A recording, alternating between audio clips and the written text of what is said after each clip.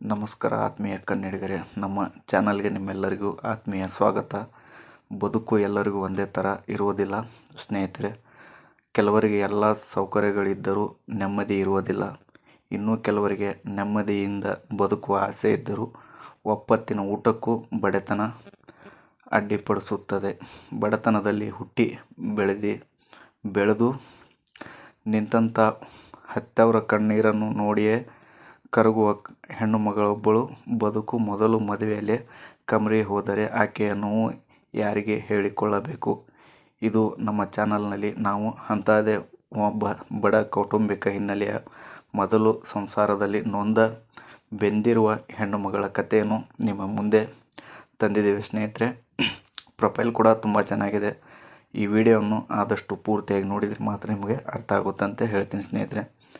ತಂದಿದ್ದೇವೆ. ತನ್ನ ಹೆತ್ತವರ ಕಣ್ಣೀರು ಒರೆಸಲು ಮತ್ತು ತನಗೊಂದು ಸುಭದ್ರ ಭವಿಷ್ಯವನ್ನು ನೀಡಬಲ್ಲ ಹೆಸರಾಂತ IT ಕಂಪನಿಯಲ್ಲಿ ಕೆಲಸ ಮಾಡುವ ಮತ್ತು ಕನಿಷ್ಠ 50,000 ರೂಪಾಯಿ ಸಂಬಳವಿರುವ ಒಬ್ಬ ಜವಾಬ್ದಾರಿಯುತ ವರನನ್ನು ಅವರು ಹುಡುಕುತ್ತಿದ್ದಾರೆ. ಈ ವಿಡಿಯೋವನ್ನು ಕೊನೆಯವರೆಗೆ ನೋಡಿ ಈ ಜೀವಕ್ಕೆ ಒಳ್ಳೆಯದಾಗಲಿ ಎಂದು ಹಾರೈಸಿ. ಇಂದಿನ ನಮ್ಮ ವಧುವಿನ ಹೆಸರು ರಶ್ಮಿ. ಅವರು ತಂದೆ ತಾಯಿ ಅತ್ಯಂತ ಬಡತನದಲ್ಲಿ ದಿನ ತಳ್ಳುತ್ತಿದ್ದಾರೆ. ತಂದೆ ಒಬ್ಬ ಸಣ್ಣ ಫ್ಯಾಕ್ಟರಿಯಲ್ಲಿ ದಿನಗೂಲಿ ನೌಕರನಾಗಿದ್ದಾರೆ. ಇತ್ತೀಚೆಗೆ ಅವರ ಆರೋಗ್ಯವು ಹದಗೆಟ್ಟಿದೆ. ತಾಯಿ ಜನರ ಮನೆಗಳಲ್ಲಿ ಕೆಲಸ ಮಾಡುತ್ತಿದ್ದಾರೆ. ಮಗಳು ಜೀವನವಾದರೂ ಚೆನ್ನಾಗಿರಲಿ ಎಂದು ಹೆತ್ತವರ ಕೈಕಂಡ ಮಾಡಿ ಸಾಲದ ಹೊರೆ. ಯಾಕಂದರೆ ಬೇರೆಯವ್ರ ಹತ್ರ ಅವರು ಸಾಲ ಮಾಡಿ ಹೊತ್ತು 3 ವರ್ಷ ಹಿಂದೆ ರಶ್ಮಿ ಅವರಿಗೆ ಮದುವೆ ಮಾಡಿಕೊಟ್ಟಿದ್ದರು. ಆದರೆ ದುರಾದೃಷ್ಟವಶಾತ್ ಆಕೆ ಹೋದ ಮನೆ ಇವರಿಗೆ ನರಕ ದರ್ಶನ ಮಾಡಿಸಿತು. ಗಂಡ ಯಾವುದೇ ಕೆಲಸವಿಲ್ಲದೆ ಸೋಮಾರಿಯಾಗಿದ್ದ. ಹೆಂಡತಿಯ ಹತ್ತಿರವೇ ಹಣಕ್ಕಾಗಿ ಪೀಡಿಸುತ್ತಾ ಕುಡಿದು ಬಂದು ದೈಹಿಕವಾಗಿ ಹಿಂಸಿಸುತ್ತಿದ್ದ. ಬಡ ಹೆತ್ತವರಿಗೆ ಮತ್ತೆ ತೊಂದರೆ ಕೊಡಬಾರದು ಎಂದು ರಶ್ಮಿ ಎಲ್ಲವನ್ನು ಅವರು ಸಹಿಸಿಕೊಂಡ್ರು ಅಂತ ಹೇಳಿದ್ದಾರೆ ಸ್ನೇಹಿತರೆ. ಸಹಿಸಿಕೊಂಡು 1 ವರ್ಷ ಕಳೆದರು. ಆದರೆ ಕೊನೆಗೆ ಗಂಡ ಮತ್ತು ಆತನ ಮನೆಯವರು ರಶ್ಮಿ ಅವರನ್ನು ದುಡಿ ಮನೆಯಿಂದ ಆಚೆ ಹಾಕಿದಾಗ ಅನಿವಾರ್ಯವಾಗಿ ಕಾನೂನಿನ ಮೊರೆ ಹೋಗಬೇಕಾಯಿತು. ಪ್ರಸ್ತುತ ಕಾನೂನಾತ್ಮಕವಾಗಿ ವಿಚ್ಛೇದನ ಪಡೆದಿರುವ ರಶ್ಮಿ ಅವರಿಗೆ ಯಾವುದೇ ಮಕ್ಕಳಿಲ್ಲ ಅಂತ ಹೇಳಿದ್ದಾರೆ. ಯಾಕಂದರೆ ಅನಿವಾರ್ಯವಾಗಿ ಅವ್ರ ಮನೆಯಿಂದನೇ ಅವರು ಹೊರಗೆ ಹಾಕಿದಾಗ ಅವ್ರು ಹೋಗಲೇಬೇಕಾಯಿತು.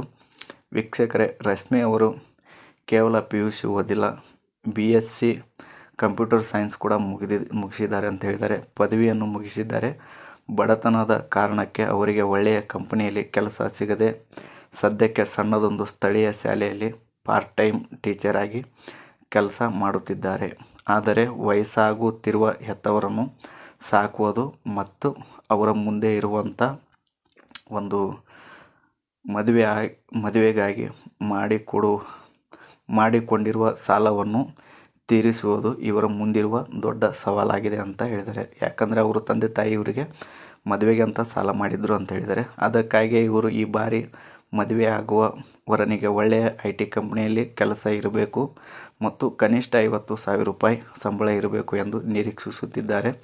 ಇದು ಹಣದ ದುರಾಸೆಗಾಗಿ ಅಲ್ಲ ಸ್ನೇಹಿತರೆ, ಬದಲಾಗಿ ಬಡತನದ ಒಂದು ಅನಿವಾರ್ಯಕ್ಕೋಗಿ ಬೋಗಿಯಲ್ಲಿ ಬೆಂದಿರುವ ತನ್ನ ಹೆತ್ತವರ ಕಷ್ಟಗಳಿಗೆ ಮುಕ್ತಿ ನೀಡಲು, ತನಗೊಂದು ಸುಭದ್ರ ಆರ್ಥಿಕ ನೆಲೆ ಕಂಡುಕೊಳ್ಳಲು ಹಾಗೂ ಇನ್ನೊಮ್ಮೆ ಜೀವನದಲ್ಲಿ ಹಣದ ಕೊರತೆಯಿಂದ ಕಣ್ಣೀರು ಹಾಕಬಾರದು ಎಂದು ಹೆದರಿಕೆಯಿಂದ ಮಾತ್ರ ಇವರು ಈ ನಿರ್ಧಾರಕ್ಕೆ ಬಂದಿದ್ದಾರೆ ಅಂತ ಹೇಳಿದ್ದಾರೆ. ಯಾಕಂದರೆ ಅವರ ಜೀವನದಲ್ಲಿ ಹಣದ ಕೊರತೆ ಆಗಬಾರ್ದು ಮತ್ತು ಯಾವುದಕ್ಕೂ ನಾವು ಇದಾಗಬಾರ್ದು ಅಂಥೇಳಿ. ಬನ್ನಿ ಸ್ನೇಹಿತರೆ, ಇವರ ಬಯೋಡಾಟಾ ನೋಡೋಣ. ರಶ್ಮಿ ಅವರಿಗೆ ಪ್ರಸ್ತುತ 27 ವರ್ಷ ವಯಸ್ಸು. BSc computer science ಮುಗಿಸಿದ್ದಾರೆ. 5 ಅಡಿ 2 ಇಂಚು ಎತ್ತರವಿದ್ದು ತುಂಬ ಗೌರವಾನ್ವಿತ ಮತ್ತು ಶಾಂತ ಸ್ವಭಾವದವರಾಗಿದ್ದಾರೆ. ಇವರು ನಿರೀಕ್ಷಿಸುವ ವರನಿಗೆ ಕನಿಷ್ಠ 29 ರಿಂದ 35 ವರ್ಷ ವಯಸ್ಸಾಗಿರಬೇಕು. ವರನು ಬೆಂಗಳೂರು ಅಥವಾ ಮೈಸೂರಿನ ಯಾವುದಾದರೂ ಹೆಸರಾಂತ ಒಂದು IT ಕಂಪನಿಯಲ್ಲಿ ಕೆಲಸ ಮಾಡಬೇಕು ಅಂತ ಇವರ ಒಂದು ಅನಿಸಿಕೆ ಕೂಡ ಮತ್ತು ಇವರು ಬಯಸಿದ್ದಾರೆ ಸ್ನೇಹಿತರೆ. IT ಕಂಪನಿಯಲ್ಲಿ ಕೆಲಸ ಮಾಡುತ್ತಿರಬೇಕು ಮತ್ತು ತಿಂಗಳಿಗೆ ಕನಿಷ್ಠ 50,000 ರೂಪಾಯಿ ಸಂಬಳ ಇರಬೇಕು. ಯಾವುದೇ ರೀತಿಯ ದುಶ್ಚಟಗಳಿಲ್ಲದೆ ಹೆಂಡತಿಯ ಬಡ ಕುಟುಂಬವನ್ನು ತನ್ನದೇ ಕುಟುಂಬ ಎಂದು ಪ್ರೀತಿಯಿಂದ ನೋಡಿಕೊಳ್ಳುವ ಜವಾಬ್ದಾರಿಯುತ ಗುಣ ಇರಬೇಕು ಅಂತ ಹೇಳಿದ್ದಾರೆ ಸ್ನೇಹಿತರೆ. ನೀವು ನೋಡ್ಬೋದು ಇಷ್ಟೆಲ್ಲ ಇವರು ಹುಡುಗನ ಬಗ್ಗೆ ಒಂದು ಕ್ಲಾರಿಫಿಕೇಷನ್ ಕೂಡ ಕೊಟ್ಟಿದ್ದಾರೆ. ಅವರು ಈ ಥರ ಹುಡುಗನ ಕೂಡ ಬಯಸ್ತಾ ಇದ್ದಾರೆ ಮತ್ತು ಯಾವುದೇ ಜಾತಿ ಇದ್ದರೂ ಪರವಾಗಿಲ್ಲ ಅಂತ ಕೂಡ ಇವರು ಹೇಳಿದ್ದಾರೆ ಸ್ನೇಹಿತರೆ. ವಧುವಿನ ವಿವರಗಳು ನೀವು ನೋಡ್ಬೋದು ಯಾವ ಥರ ಇದೆ ಅಂತೆ. ಸೆಕೆಂಡ್ ಮ್ಯಾರೇಜು, ಹೆಸರು ರಶ್ಮಿ, ವಯಸ್ಸು 27 ವರ್ಷ, 1990ರಲ್ಲಿ ಇವರು ಜನನ, 5 ಅಡಿ 3 ಇಂಚು ಇವರ ಎತ್ತರ, BSc ಕಂಪ್ಯೂಟರ್ ಸೈನ್ಸ್ ಕೂಡ ಮುಗಿಸಿದ್ದಾರೆ. ಉದ್ಯೋಗ ಪ್ರೊಫೆಷ್ನಲ್, ಸ್ಥಳೀಯ ಶಾಲೆಯ ಶಿಕ್ಷಕಿಯಾಗಿ ಒಂದು ಟೀಚರಾಗಿ ಕೆಲಸ ಮಾಡ್ತಾಯಿದ್ದಾರೆ.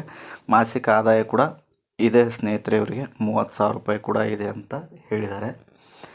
ನೀವು ಅನ್ಕೋಬೋದು ಇಷ್ಟು ಸಂಬಳ ಇದ್ದರೂ ಕೂಡ ಯಾಕೆ ಇದು ಮಾಡ್ತಾರೆ ಅಂಥೇಳಿ. ವೈವಾಹಿಕ ಸ್ಥಿತಿ ಕಾನೂನುಬದ್ಧವಾಗಿ ವಿಚ್ಛೇದಿತ ಪಡೆದಿದ್ದಾರೆ ಅಂತ ಹೇಳಿದ್ದಾರೆ. ಮಕ್ಕಳಿಲ್ಲ, ಯಾವುದೇ ಜಾತಿ ನಿರ್ಬಂಧವಿಲ್ಲ ಅಂತ ಹೇಳಿದ್ದಾರೆ. ಪ್ರಸ್ತುತ ವಾಸ ದಾವಣಗೆರೆ ಹತ್ತಿರದ ಒಂದು ಸಣ್ಣ ಹಳ್ಳಿ ಅಂತ ಹೇಳಿದ್ದಾರೆ ಕರ್ನಾಟಕದಲ್ಲಿ. ನೀವು ನೋಡ್ಬೋದು ಸ್ನೇಹಿತರೆ. ವರನ ಬಗೆಗಿನ ನಿರೀಕ್ಷೆಗಳು, ವಯಸ್ಸಿನ ಮಿತಿ 29ರಿಂದ 35 ಒಳಗೆ ಇರಬೇಕು ಅಂತ ಹೇಳಿದ್ದಾರೆ. ಉದ್ಯೋಗ ಮತ್ತು ಸಂಬಳ ಬೆಂಗಳೂರು ಅಥವಾ ಮೈಸೂರಿನಲ್ಲಿ ಯಾವುದಾದ್ರೂ ಒಳ್ಳೆಯ IT ಕಂಪ್ನಿಯಲ್ಲಿ ಉದ್ಯೋಗದಲ್ಲಿದ್ದು ಕನಿಷ್ಠ 50,000 ರೂಪಾಯಿ ಮಾಸಿಕ ಸಂಬಳ ಹೊಂದಿರಬೇಕು ಅಂತ